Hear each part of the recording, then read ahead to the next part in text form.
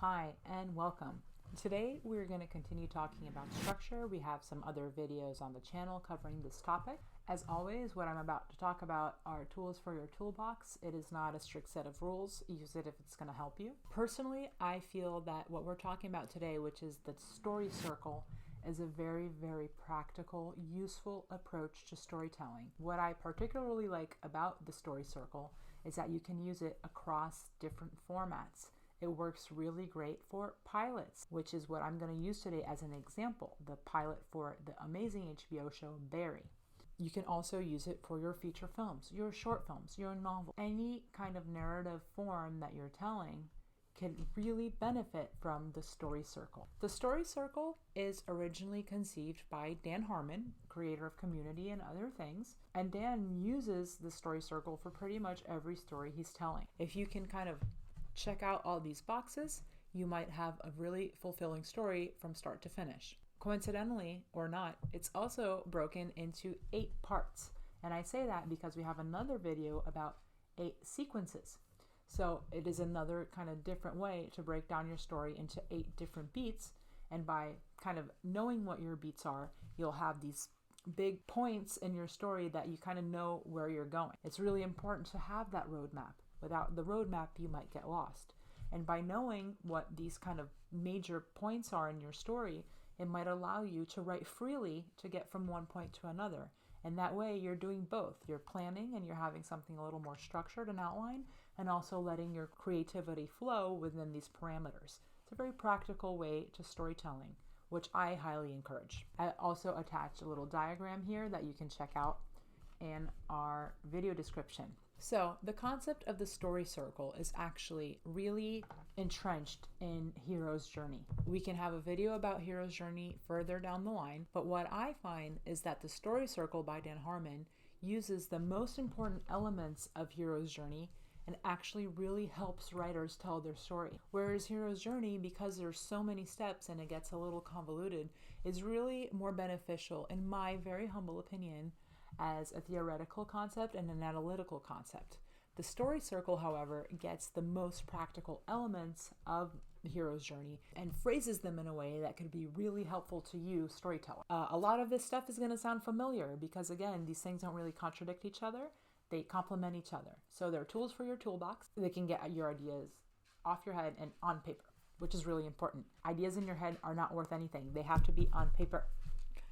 So let's start here. Here is the story circle, divided in 8 parts. Slice. The first part of the story circle, number 1, is ordinary world. We've talked about this in a few other videos. 99.9% of stories start with our characters living their normal lives. What is the mundane world of this character? So that's step 1. Step 2 in the story circle is going to show that our character, however, wants something. They want something. Not only do they want something, they might need something. So we get this character living in their mundane world, but there's something missing. There's something either that they have to fulfill internally, or there's something in the plot that they want to achieve. That takes us to step 3. Because our character now wants something or needs something, we're going to see our character adapt to an unfamiliar situation. He's left the ordinary world of step 1, and now he's in an extraordinary world, in a new world. Step 4 is going to see our character learning from the mistakes of step 3 and adapting to it.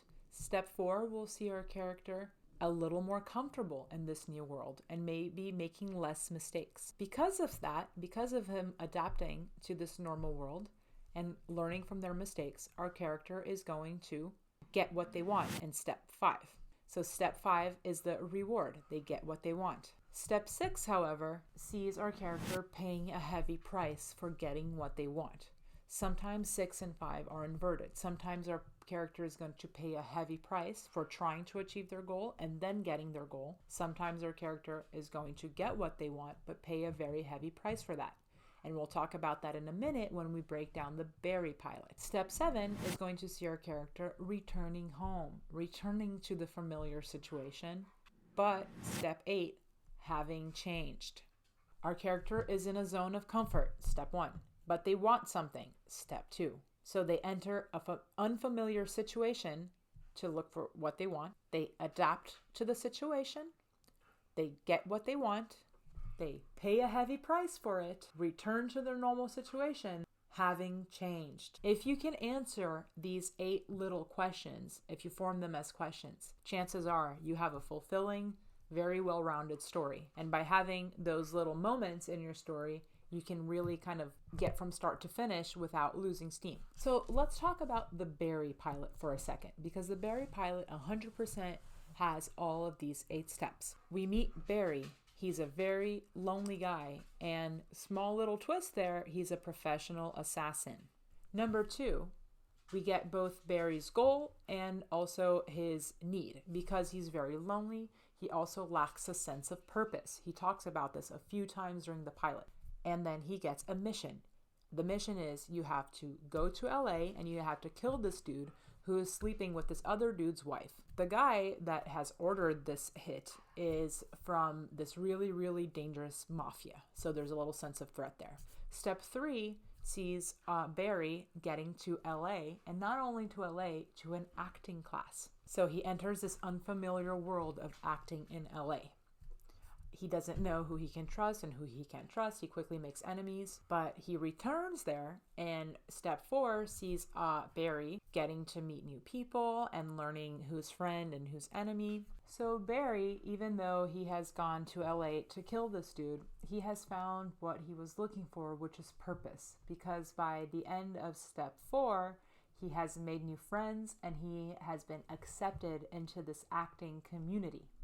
So he kind of found what he was looking for, which is purpose. However, step 6, he pays a very heavy price for it, because by finding his purpose, he botches the job.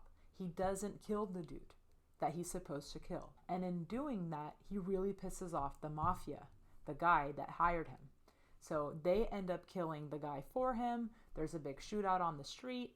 So he pays a very, very heavy price for it. But then he returns to his normal life as a hitman, and the last beat of the story is him saying, I'm an actor. So he's changed. So Barry is definitely a story that goes through all these steps in the story circle. See him in his comfort zone, which is kind of like being lonely as like an assassin. He gets a new mission, which is to kill someone. He goes to LA into the theater community where he enters a new and unfamiliar situation.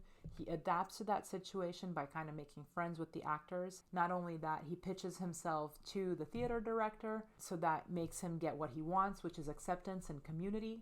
He pays a heavy price for that. He gets people killed in the process.